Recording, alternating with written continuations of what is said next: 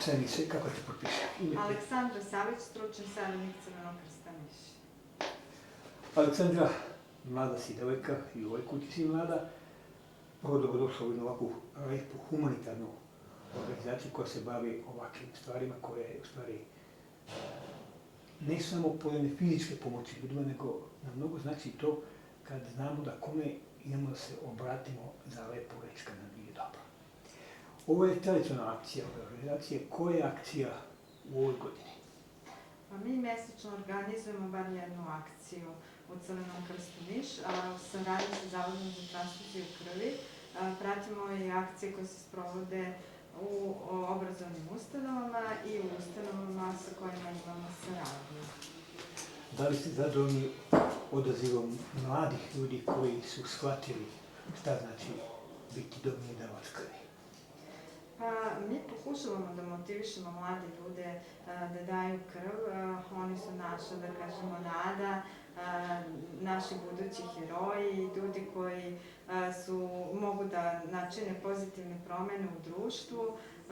Nažalost, ova akcija nije bila propraćena velikim odzivom, ali nadamo se da će buduće biti. Radimo stalno na promociji i radimo na tome da ljudi budu osvešćeni koliko je davalaštvo bitno za sve građane naše zemlje.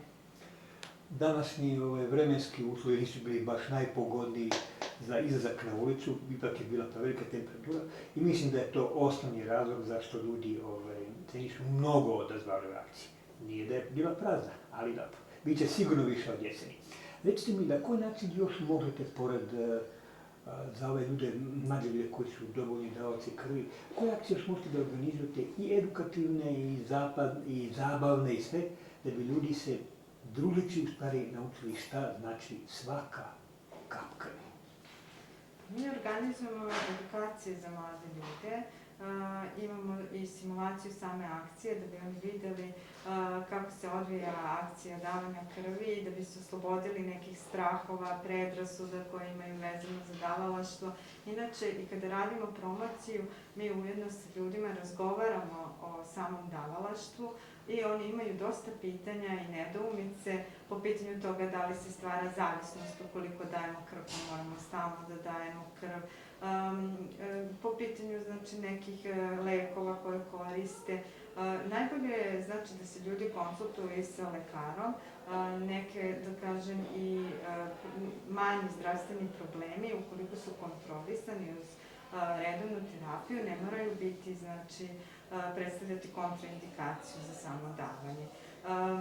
Bitno je, da znamo da svaka kap krvi mnogo znači, da svaka jedinica krvi uopšte na našem nacionalnom nivou znači, jer čak jedna jedinica krvi može da spasi do 3 života.